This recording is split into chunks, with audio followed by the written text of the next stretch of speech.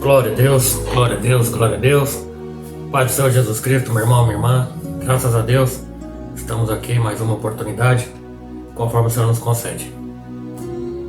Tema de hoje, a noiva de Cristo. Você deve ter assistido o vídeo anterior, né, irmãos? Falava sobre um casal. Casamento. A figura do casamento é usada frequentemente nas Escrituras Sagradas para representar a relação entre Deus e entre o seu povo. No Antigo Testamento, irmãos, Deus, como eu disse anteriormente, é o marido, Deus é o marido e o povo de Deus é a esposa, a mulher. No Novo Testamento, Cristo é o noivo e a igreja é a noiva. Ao compreender, irmãos, a riqueza desse símbolo, daremos mais importância à obediência no dia a dia. A linguagem figurada, na qual nós vamos ler aqui e no livro de Ezequiel, descreve o casamento de Israel com Deus. Então, irmãos, vamos ver aqui no texto sagrado o que diz em Ezequiel capítulo 16, do versículo 6 até versículo 8 até o 14, que diz assim: Ezequiel capítulo 16, tá bom? Versículo 8, a partir do 8. É todo o capítulo, na verdade, tá bom? Mas vamos ler aqui porque é grande. E passando eu junto de ti, vi-te, e eis que o teu tempo era tempo de amores, e estendi sobre ti a aba do meu manto, e cobri a tua nudez, e dei-te juramento, e entrei em aliança contigo, diz o Senhor Deus, e tu ficaste sendo minha. Versículo 9. Então te lavei com água, e te enxuguei do teu sangue, e te ungi com óleo, e te vesti com roupas bordadas, e te calcei com pele de texugo, e te cingi com linho fino, e te cobri com seda. Versículo 11. E te enfeitei com adornos, e te pus braceletes nas mãos, e um colar ao redor do teu pescoço. Versículo 12. E te pus um pendente na testa, e brincos nas orelhas, e uma coroa de glória na cabeça. E assim foste ornada de ouro e prata, e o teu vestido foi de linho fino, e de seda, e de bordados.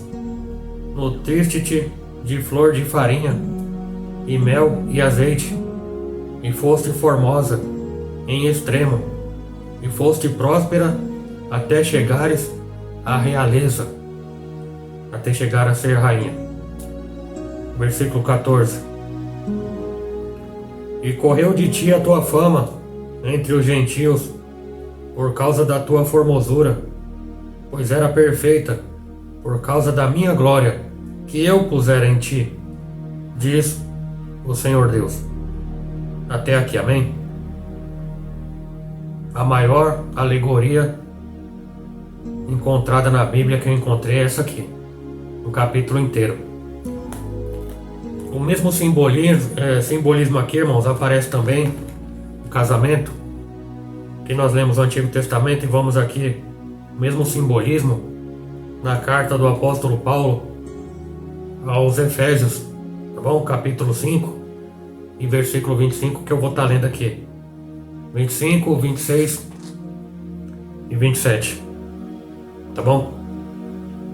Louvado seja Deus. Maridos, amai as vossas mulheres, como também Cristo amou a igreja, e a si mesmo se entregou por ela, para santificar, purificando-a com a lavagem da água pela palavra, para apresentar a si mesmo igreja gloriosa, sem mácula, nem ruga, nem coisa semelhante, mas santa e irrepreensível.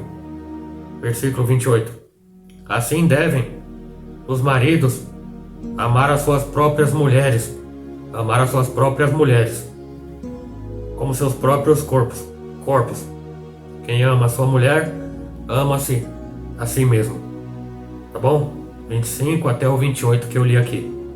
Tá bom, irmãos? Antes de examinarmos outros textos bíblicos em referência aqui ao simbolismo, observamos algumas informações básicas, histórias e costumes sobre o casamento bíblico, nos tempos bíblicos. O processo do casamento, irmãos, envolvia várias etapas, incluindo o desposório. Você já ouviu essa palavra? Desposório?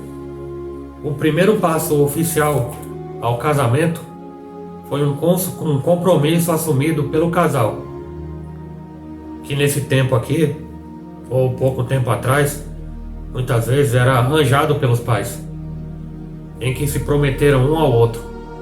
Você entendeu? Arranjado. Assim que foi Maria despojada com José. Está lá em Mateus capítulo 1, versículo 18. Outro ponto eram os presentes. Foram dadas às noivas e à sua família, pelo noivo ou pela sua família. Outro ponto, biblicamente, era o intervalo de espera que antecedia o casamento. E durante, meu irmão, minha irmã, este tempo, era importantíssimo ambos manterem a pureza e que a noiva se preparasse para o seu noivo. Eu digo aqui ambos, tá bom, irmãos? Caso contrário, poderiam romper o relacionamento sem completar o processo do casamento. Esperar um tempo determinado. Outro ponto eram as bodas ou o banquete nupcial, que começava quando o noivo chega à casa da noiva para levá-la para sua casa. Louvado seja Deus. A noiva esperava a chegada dele usando roupas e joias especiais, e era acompanhada pelas donzelas e por outros convidados também. Aqui eu estou descrevendo o costume biblicamente falando. A festa das bodas tipicamente durava uma semana. E a partir das bodas, os dois agora se tornam uma só carne e morariam juntos. Consideremos aqui então essas etapas em relação ao simbolismo bíblico. Podemos também relacionar a linguagem bíblica com as fases do casamento, que aqui nós citamos anteriormente. Louvado seja Deus. Nosso Senhor Jesus Cristo, Ele veio ao mundo e fez grandes promessas a todo o seu povo. Nós também, irmãos, muitas vezes, ou sempre temos que ser assim, prometemos ser fiéis a Ele e quando nos convertemos ao Senhor. Dessa forma, tanto Cristo como o povo dele assumem o compromisso do desposório. Está entendendo o paralelo que eu estou fazendo aqui? Da mesma forma que o noivo dava coisas de valor à noiva e à família dela, conforme o segundo ponto que eu falei anteriormente, o Senhor Jesus pagou um valor altíssimo para casar-se com a igreja. Ele comprou a igreja com seu próprio sangue. Você vê, irmãos, quão caro foi o desposório? A nossa situação atual bem se descreve como um intervalo de espera. Você consegue fazer o paralelo da segunda parte que eu falei ali? Mesmo se já tenhamos entrado em comunhão com o Senhor, nós ainda, por enquanto, não fomos levados à habitação eterna na presença dele. Por isso que eu digo que nós estamos aqui num tempo de espera. por esse motivo, diversos trechos no Novo Testamento enfatizam a necessidade de nos preparar para a vinda do noivo. Se você não viu o vídeo anterior, veja, para entrar no entendimento melhor aqui. Senhor Jesus, Ele quer voltar e encontrar a sua noiva gloriosa, encontrar a sua noiva sem mácula, sem ruga, sem nada, sem nenhum defeito, santa e sem defeito, irrepreensível, irmãos, conforme está em Efésios 5:27. O Senhor Jesus Cristo, Ele se sacrificou para santificar e purificar a igreja, e quer que os seus discípulos se mantenham santificados.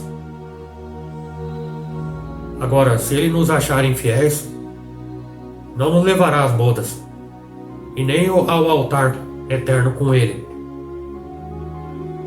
Ainda esperamos a chegada do noivo. Ainda esperamos a volta dele para nos levar ao banquete nupcial, onde tudo será consumado. A palavra de Deus diz, irmãos, bem-aventurados, sabe o que são bem-aventurados? Mais do que felizes, aqueles que são chamados à ceia das bodas do Cordeiro. São estas palavras verdadeiras, palavra de Deus, Apocalipse 19:9. Senhor, mais uma vez eu digo, Ele vai vir buscar a sua igreja. Aqui em Ezequiel capítulo 16, nós temos aqui, irmãos, nós temos aqui um texto, uma linda história, e que termina com um fim trágico. A noiva, a menina que torna-se uma prostituta. Aqui, irmão, se você for ler e aprofundar no entendimento de Ezequiel capítulo 16, você vai entender muitas coisas, muitos mistérios. Deus que pegou aquela criança abandonada, que no caso, na época, era assim que acontecia, se uma criança nascesse defeituosa ou com algum problema, era ela largada e ela era abandonada. Mas a palavra de Deus aqui, eu vou falar resumidamente, Deus vai lá, resgata, Deus vai lá, restaura, Deus ergue, Deus prospera, Deus torna entre as mais formosas de todas. Só que ela volta a prostituir-se. Ela começa a se prostituir.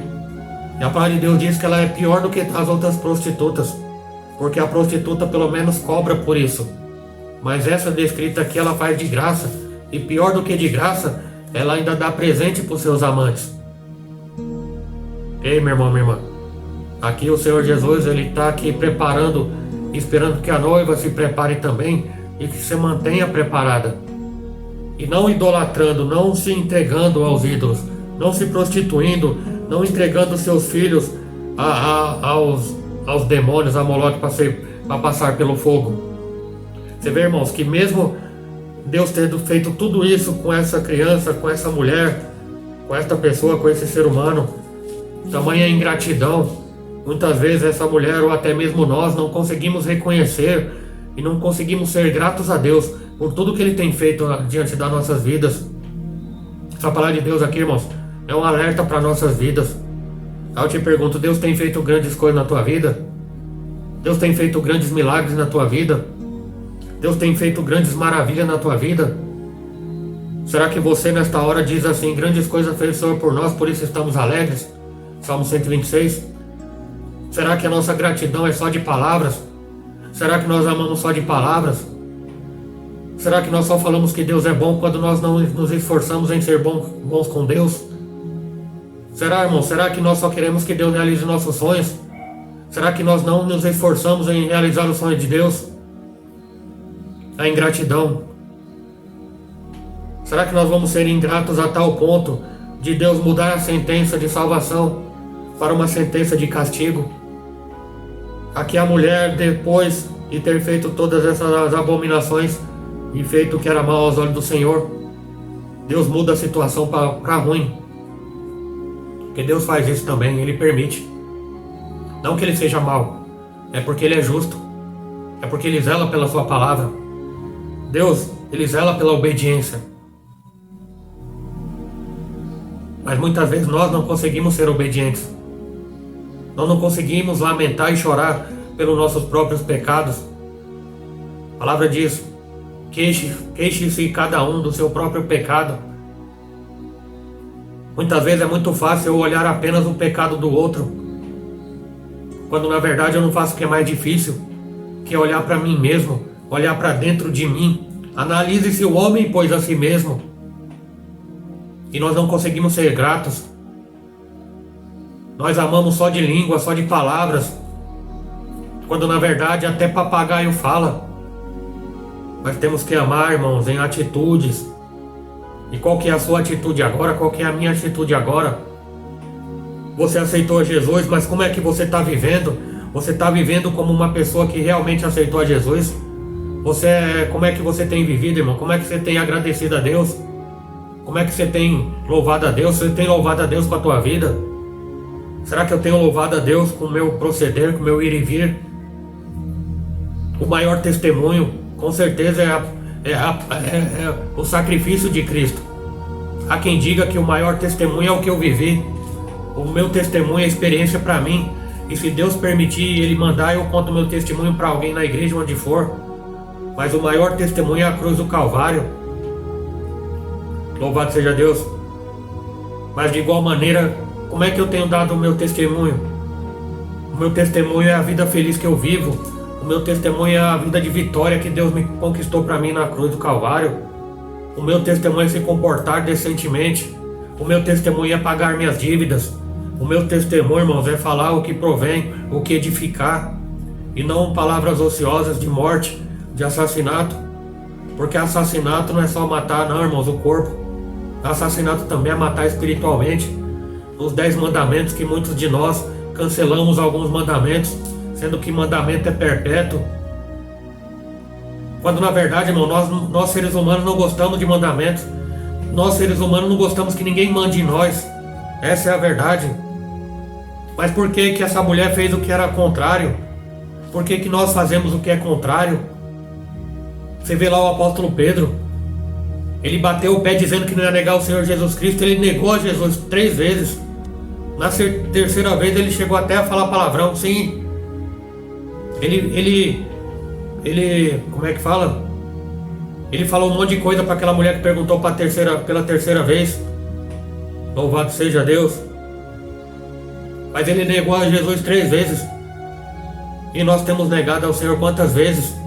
Quantas vezes depois de tantas coisas que Ele fez por nós?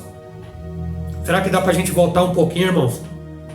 Lembrar de onde Ele nos tirou. Lembrar como nós éramos antes. Eu estou falando isso aqui caso você tenha nascido de novo da água do Espírito. Ah, irmão, mas eu já aceitei Jesus. Mais uma vez eu pergunto, como é que está a sua vida agora? Será que você precisa, irmãos, reconciliar com o Senhor? Será que você precisa se converter diariamente? Eu acordo e falo, Senhor, me ajuda a me converter hoje. Ontem foi ontem, já passou. Eu preciso ser convertido hoje. Eu preciso viver como um convertido hoje. É nova vida em Cristo. A alegria verdadeira daquele que observa as suas palavras. Daquele que se torna amigo de Deus observando o que Ele diz. Até quando, irmão, nós vamos estar sendo aqui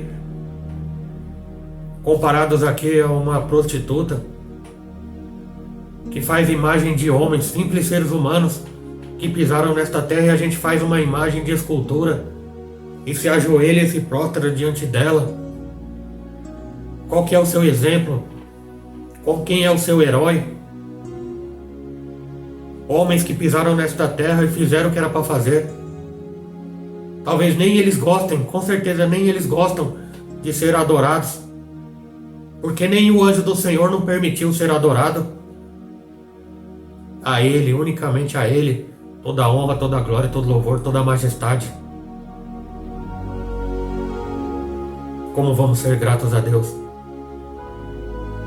Por que a gente faz o que é pior? A gente não faz o que é bom. Muitas vezes a gente não faz o que é agradável a Deus. Parece que a gente sente prazer em irritar Deus. Deus nos ama com tanto amor, irmãos. E eu digo, eu não consigo, eu posso me viver 1000 anos fazendo a obra de Deus, que dentro de mim ainda fica faltando alguma coisa. Que dirá daqueles que não estão fazendo nada? Se para mim que busco a Deus, eu tenho que mudar muita coisa ainda. Que dirá das pessoas que ainda não fizeram nada, não se aproximaram de Deus ainda? Meu irmão, minha irmã, quero dizer aqui que ainda dá tempo. Você seja crente ou não crente, você seja cristão, você seja o que for, ainda dá tempo. Senhor Jesus Cristo, mais uma vez eu digo que Ele vai voltar. Ele está voltando. Ele quer encontrar a sua noiva preparada. A porta da graça ela vai fechar, irmãos. Que eu não fique de fora. Que você não fique de fora. Amém? Espero que Deus te abençoe. Que Deus te guarde. Que Deus te proteja. No poder que é o nome do Senhor Jesus. Que Deus abençoe.